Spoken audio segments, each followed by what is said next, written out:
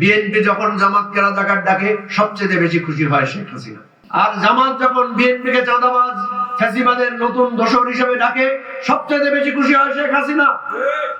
আগামী একটি বছরের জন্য বিএনপি, জামাত, এনসিপি পরস্পর কাদা ছোড়াছড়ি বিষোদ্গার বন্ধ রাখুন প্লিজ।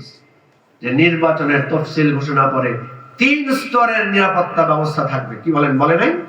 কোথায় 3 স্তরের নিরাপত্তা ব্যবস্থা? আমরা গভীর শ্রদ্ধা করে স্মরণ করছি আমাদের প্রিয় ভাই শহীদ ওসমান হাদিকে, যিনি শেষ পর্যন্ত লড়াই করে গেছেন এবং অত্যন্ত মিরাকল যাওয়ার আগে উনি তার জীবনের সব কথা আমাদেরকে বলে গেছেন, আমাদেরকে জাগিয়ে দিয়ে গেছেন।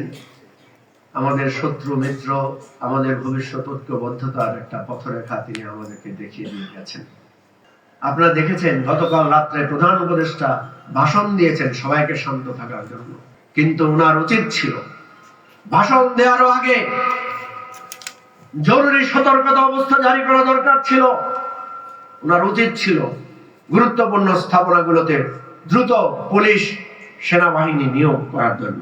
আর আলাদা করে নিয়োগ করতে হবেই বা কেন?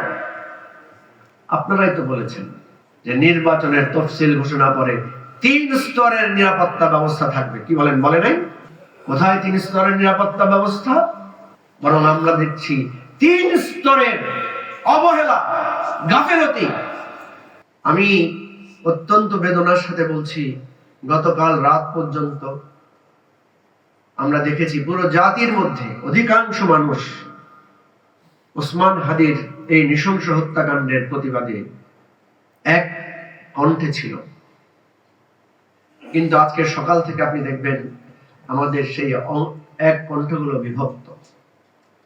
আজকে অনেকে প্রথম আলো এবং ডেইলি স্টার পত্রিকায় যে হামলা এবং অগ্নিসংযোগের ঘটনা ঘটানো হয়েছে তার প্রতিবাদে সবাই কথা বলছে।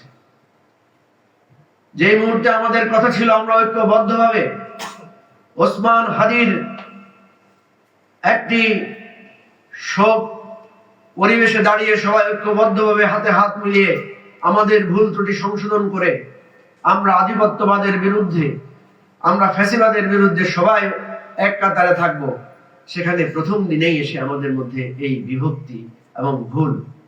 আমি জানি এরকম পরিস্থিতিতে এই ভুলের কথা, বিভক্তির কথা বলা অত্যন্ত ঝুঁকিপূর্ণ। তারপরও এবি পার্টি একটি দায়িত্বশীল রাজনৈতিক দল হিসেবে এই ভূমিকা সবসময় রেখে এসেছে যে সঠিক সময়ে জাতির কাছে সঠিক কথা পৌঁছে দেওয়া আমাদের দায়িত্ব।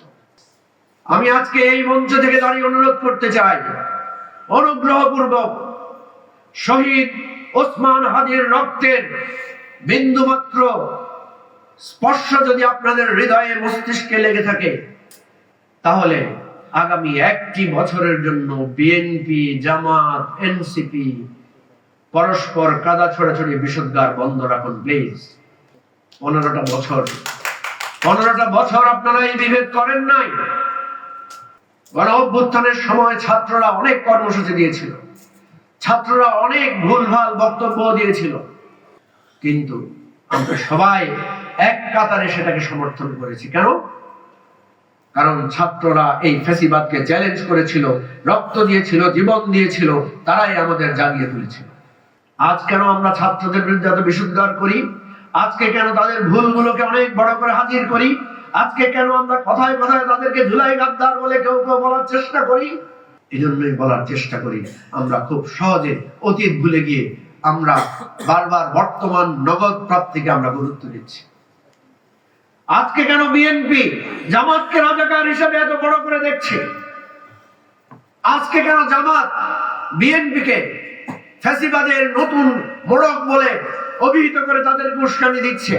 বিএনপি যখন জামাতকে রাজাকার ডাকে সবচেয়ে বেশি খুশি হয় শেখ হাসিনা। আর জামাত যখন বিএনপিকে চাঁদাবাজ ফ্যাসিবাদের নতুন দোসর হিসেবে ডাকে সবচেয়ে বেশি খুশি হয় শেখ হাসিনা।